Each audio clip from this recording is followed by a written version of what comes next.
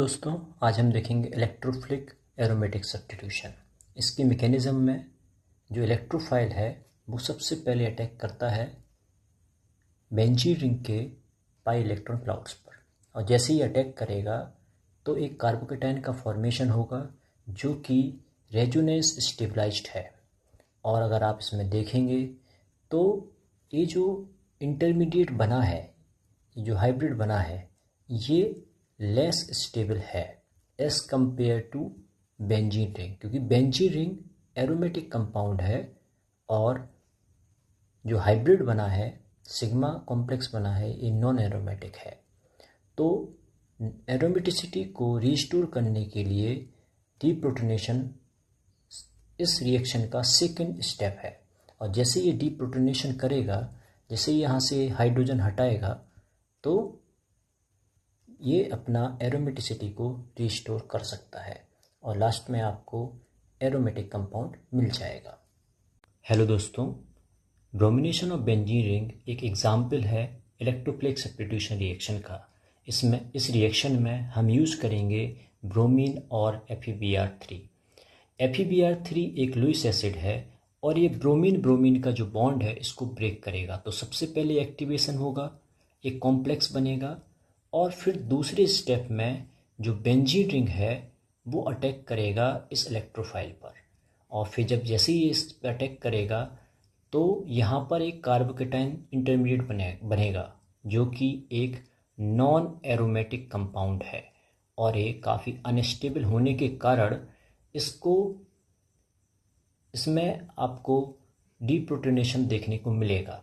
अगर आप यहाँ पर देखेंगे कि ये जो हाइड्रोजन है, ये एक लुईस बेस के साथ जाके रिएक्ट करेगा और ये अपने इलेक्ट्रॉन्स इस सिग्मा कॉम्प्लेक्स को दे देगा और अल्टीमेटली ब्रोमोबेंजीन बन जाएगा, और ये ब्रोमोबेंजीन एक एरोमेटिक कंपाउंड है।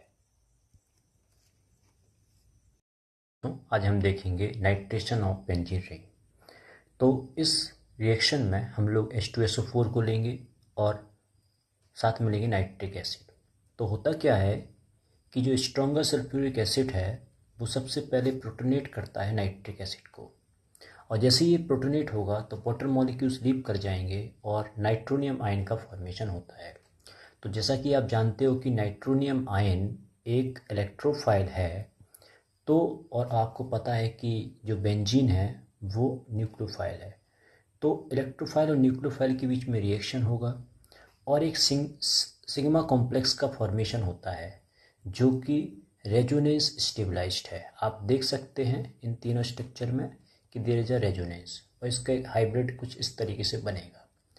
जैसा कि आपको पता है कि जो हाइब्रिड अभी फॉर्म हुआ है, सिग्मा कॉम्प्लेक्स जो फॉर्म हुआ है, वो एक नॉन एरोमेटिक स्ट्रक्चर है, और non aromatic structure comparatively unstable होता है एज सो लास्ट स्टेप में there will be a loss of proton. तो यहाँ पर आप देख सकते हो वाटर मॉलिक्यूल एक तरीके का बेस जैसा काम करेगा और ये हाइड्रोजन को लीव कराएगा, और यहाँ पर नाइट्रोबेंजीन का फॉर्मेशन होगा, और नाइट्रोबेंजीन एक एरोमेटिक कंपाउंड है।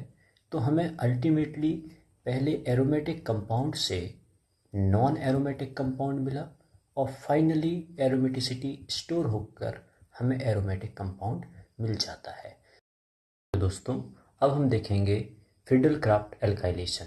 तो इस रिएक्शन की अगर बात करें तो यहाँ पर जो रिएजेंट हैं वो है बेंजीन, दूसरा रिएजेंट हमने लिया है आइसोप्रोपाइल क्लोराइड, और जब ये दोनों रिएक्ट करेंगे तो there will be a formation of isopropyl benzene. और यहाँ पर एक हम लुईस एसिड लेंगे जिसका नाम है AlCl3। तो AlCl3 क्या करेगा, सबसे पहले आइसोप्रोपाइल क्लोराइड के साथ रिएक्ट करेगा और यहाँ पर एक कार्बोकेटाइन का फॉर्मेशन करेगा। ये कार्बोकेटाइन आप जैसा कि आपको पता है कि ये इलेक्ट्रोफाइल है और बेंजीन इज़ अ न्यूक्लियोफाइल, तो इन दोनों के बीच में रिएक्शन होगा और there will be a formation of arenium ion. So this is a sigma complex, और ये सिग्मा कॉम्प्लेक्स रेजोनेंस स्टेबलाइज्ड है, और अंत में AlCl4 negative it act as a Lewis base, और ये क्या करेगा, यहाँ से हाइड्रोजन जो एरेनियम आयन है वहाँ से हाइड्रोजन को रिलीज कराएगा और एरोमेटिसिटी को मेंटेन करेगा, क्योंकि आपको पता है कि एरेनियम आयन एक नॉन एरोमेटिक कंपाउंड है जो कि कंपैरेटिवली अनस्टेबल है। तो हेलो दोस्तों, आज हम देखेंगे फ्रीडल क्राफ्ट एसाइलेशन। इसमें हमारे रिएजेंट होंगे benzene, acyl chloride and aluminium chloride. Aluminium chloride एक लुईस एसिड है और ये रिएक्ट करेगा एसिल क्लोराइड से। एसिल क्लोराइड से रिएक्ट करने के बाद ये एसाइलियम आयन बनाएगा जो कि एक इलेक्ट्रोफाइल है। ये इलेक्ट्रोफाइल फिर जाके बेंजीन रिंग से रिएक्ट करेगा जो कि एक न्यूक्लियोफाइल है। तो इलेक्ट्रोफाइल और न्यूक्लियोफाइल का रिएक्शन होगा और एक दूसरा इंटरमीडिएट बनेगा जिसे आप सिग्मा कॉम्प्लेक्स बोलोगे, एक कार्बोकेटाइन है।